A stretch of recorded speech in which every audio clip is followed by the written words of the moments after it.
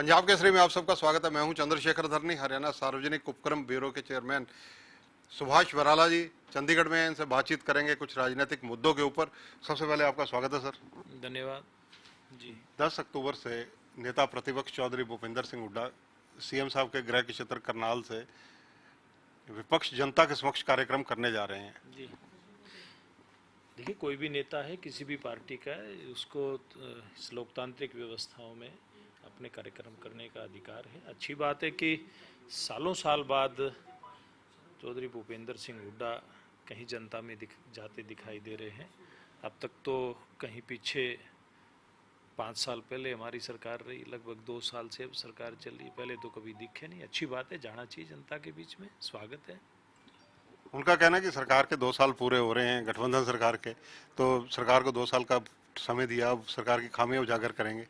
नहीं, मैं कहता हूँ करनी चाहिए। अगर कहीं खामियां हैं, ये भारतीय जनता पार्टी और हमारे मुख्यमंत्री इस प्रकार से इन चीज़ों को लेते हैं कि अगर कोई खामी उजागर करता है, किसी भी स्तर पे उजागर होती है, तो उनका कैसे उनका निराकरण किया जाए, कैसे उनको ठीक किया जाए, ये प्रयास हमारा रहता है। कमियां तो कोई भी बता सकता है। अगर नेता प्रतिपक्ष कोई सकारात्मक सोच को लेकर के अगर कोई रचनात्मक इस प्रकार का विषय उठाते हैं, कोई ध्यान में लेकर के आते हैं, तो अच्छी बात है। कांग्रेस के विधायक हैं, असंध से एकमात्र विधायक हैं पूरे जिले में, शमशेर सिंह गोगी, उन्होंने सवाल उठाया है इस मुद्दे पर कि विपक्ष जनता के समक्ष, विपक्ष में तो इनेलो भी है और भी कई दल हैं, बहुजन समाज पार्टी है, आम आदमी पार्टी है, तो कांग्रेस का फंक्शन या प्लेटफॉर्म नहीं है इसलिए वो नहीं जाएंगे। देखिए, ये तो अब वो उनकी पार्टी का मैटर है, क्या उन्होंने कहा है शमशेर सिंह गोगी ने, ये तो वो जाने। लेकिन हमें और सरकार को कोई दिक्कत नहीं, कोई भी फील्ड में जाए, स्वागत है। मुख्यमंत्री के गृह क्षेत्र से शुरुआत भूपेंद्र सिंह हुड्डा करना चाहते हैं, राजनीतिक रूप से आप क्या एनालिसिस करते हैं? देखिए, एक सामान्य इसको मैं तो बात कहूँगा, इसमें अलग से इस चीज़ को देखने की कोई आवश्यकता नहीं है। कोई नेता कहीं से कोई किसी कार्यक्रम की शुरुआत कर सकता है। एलनाबाद के उपचुनाव आ गए, उसमें बीजेपी अपना कैंडिडेट उतारेगी, पिछली बार नंबर 2 पे थी, या इस बार जेजेपी का कैंडिडेट आ सकता है? देखिए, दोनों पार्टियां मिलकर के इस बात का फैसला करेंगी कि कौन वहां से चुनाव में उतरेगा और किस पार्टी का कार्यकर्ता उतरेगा। बीजेपी के पवन बेनीवाल जो पहले कैंडिडेट थे वो तो कांग्रेस में शिफ्ट हो गए। देखिए, इस प्रकार के लोग आते हैं जाते हैं, लेकिन जो भारतीय जनता पार्टी है, दुनिया की सबसे बड़ी पार्टी, इस प्रकार के आने जाने से उसको तो कोई फर्क पड़ता नहीं है। वहाँ जो भारतीय जनता पार्टी का एक अपना वोट बैंक है वो, और अब तो गठबंधन मिल करके और ज़्यादा हम आज एलनाबाद क्षेत्र में मजबूत हैं। अगर बात की जाए, क्योंकि भारत बंद रहा है, किसानों के आह्वान पर, विशेषकर हरियाणा पंजाब में तो इसका इम्पैक्ट देखा गया, सड़कें और अगर ट्रेन की बात की जाए तो चक्का जाम रहा। देखिए, एक किस प्रकार का वातावरण बहुत दिनों से बनाया हुआ है कि किसान की ज़मीन छीन जाएगी।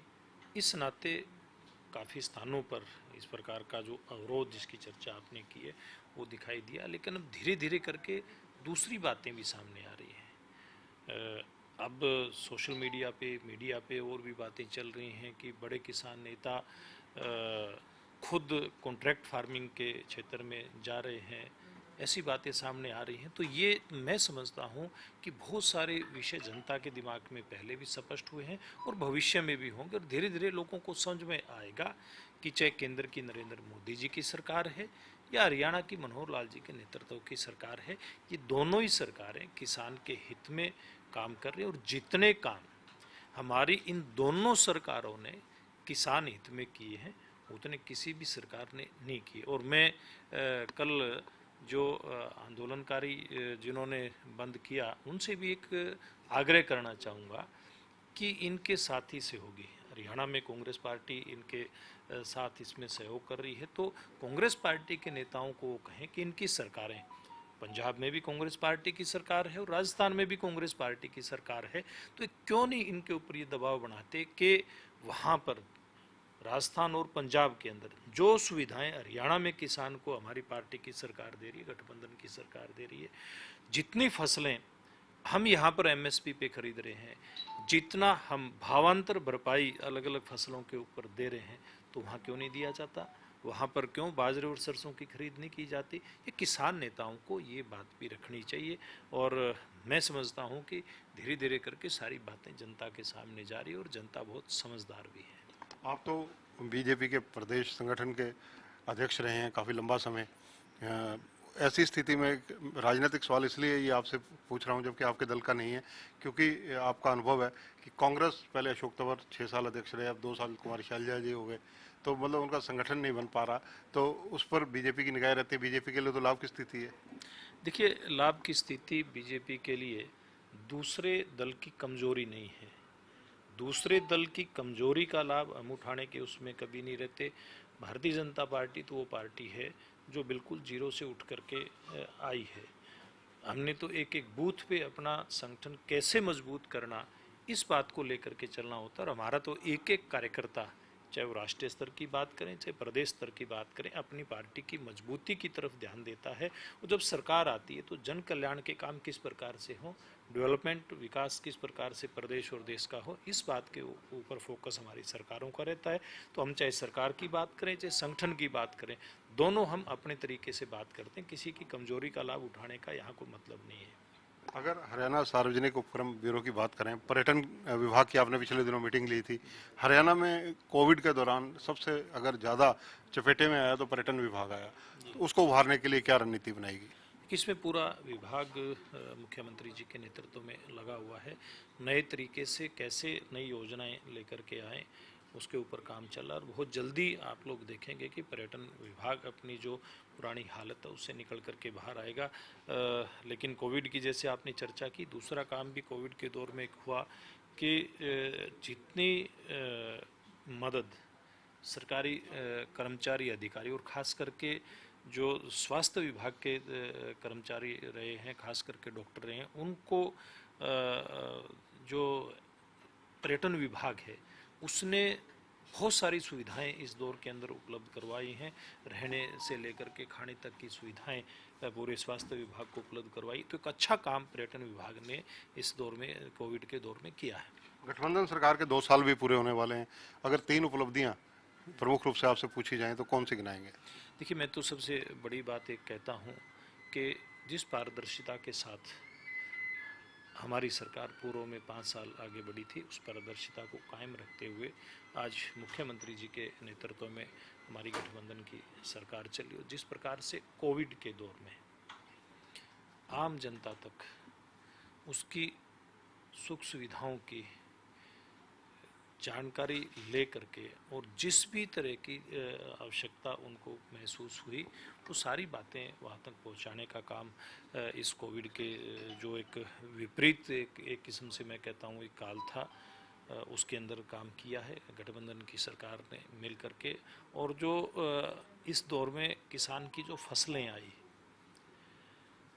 उसमें 2000 से ज़्यादा बिक्री के केंद्र बना करके, चाहे वो रबी की फसल थी चाहे वो खरीफ की फसल थी, इन विपरीत परिस्थितियों में भी किसान का एक एक दाना खरीदने का काम किया। और पूरे प्रदेश में इन दोनों ही फसलों की खरीद में कहीं भी कोरोना महामारी इसमें अलग से नहीं फैल पाई। इस प्रकार के पुख्ता इंतजाम करके सरकार इस काम में आगे बढ़ी थी। तो मैं समझता हूँ ये 3 बड़े काम जिसकी आपने बात पूछी है, मैं समझता हूँ ये हो सकते हैं।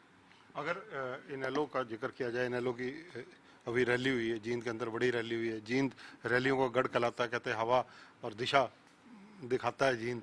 तो इनेलो दावा कर रही है कि ये रैली जो है सत्ता परिवर्तन का काम करेगी। देखिए, ये तो अपने आप में जो सत्ता परिवर्तन की बात कहने वाले लोग हैं इस रैली को करके, वो अच्छे प्रकार से जानते हैं कि उस रैली का किस प्रकार का सत्र था, किस प्रकार की वो रैली थी। इस रैली के कारण से मैं एक बात कह सकता हूँ कि इनके हौसले बुरी तरह से गिरे हैं, पस्त हुए हैं। वहाँ जिस प्रकार की उम्मीद ये लोग लगा करके बैठे थे उसके आसपास भी इनकी रैली दिखाई नहीं देती। ये जितने भी लोग आए थे चौधरी देवीलाल को नमन करने के लिए। चौधरी वीरेंद्र सिंह जैसे कद्वार नेता का, जो बीजेपी के दिग्गज नेताओं में हो, पूर्व मंत्री हो, बीजेपी की बदौलत पहली बार केंद्र में मंत्री बने हो, उनका उस मंच पर नजर आना क्या राजनीतिक संकेत है? देखिए, ये सामान्य बातें होती हैं। आपने देखा होगा कि इस 19 तारीख को गुरुग्राम के अंदर एक कार्यक्रम था, चौधरी छोटू राम जी जिनकी विरासत आज चौधरी वीरेंद्र सिंह जी लेकर के चल रहे हैं राजनीति क्षेत्र में, जब उनके ऊपर किताब का विमोचन हुआ था उसमें ओम प्रकाश चौटाला जी भी मौजूद थे, दीपेंद्र हुड्डा भी मौजूद थे। तो कुछ इस प्रकार के कार्यक्रम होते हैं जिसमें किसी की उपस्थिति को राजनीति से जोड़ करके नहीं देखा जाना चाहिए। राव इंद्रजीत के बदले हुए सुर पिछले दिनों जो रैली हुई उसको लेकर क्या कहेंगे? देखिए, उनके तो मैं तो कभी बदले उस पर उनके देखता नहीं। वो तो एक सामान्य उनका जिस प्रकार का एक व्यवहार है राजनीतिक क्षेत्र में, एक अलग अंदाज में हमेशा से वो काम करते हैं, उसी अंदाज में दिखाई दे रहे थे, अलग तो कुछ भी नहीं था। धन्यवाद। तो ये हैं सुभाष बराला। बहुत सहजता से जो विशेषकर जो बीजेपी के नेता थोड़े से मुखर हो रहे हैं उनके बारे में भी स्पष्ट रूप से, सरलता से, सहजता से अपनी बात को कह रहे हैं। इनका कहना है कि अगर चौधरी देवीलाल के जन्मदिन पर चौधरी वीरेंद्र सिंह मंच पर नजर आए हैं, तो इससे पहले छोटू राम जी की जो पुस्तक का विमोचन हुआ था उस दिन ओम प्रकाश चौटाला और कई दिग्गज नेता उस मंच पर नजर आए हैं, ये आम बात है। दूसरी तरफ राव इंद्रजीत सिंह के मामले में भी इन्होंने कहा कि उनके सुर कोई बदले हुए नहीं हैं। और जहाँ तक सरकार की उपलब्धियों का बात है, 2 साल की बात है या अन्य मुद्दे हैं, उन सभी मुद्दों पर उन्होंने पंजाब केसरी से एक्सक्लूसिवली बातचीत की। कैमरामैन संजय सिंह के साथ चंद्रशेखर धरनी, पंजाब केसरी टीवी, चंडीगढ़। हमसे जुड़े रहने के लिए हमारे YouTube चैनल को सब्सक्राइब करें और नई वीडियो की नोटिफिकेशन के लिए बेल आइकॉन को दबाएं। अगर आप ये वीडियो Facebook पर देख रहे हैं तो लाइक जरूर करें और ज्यादा से ज्यादा शेयर करें। धन्यवाद।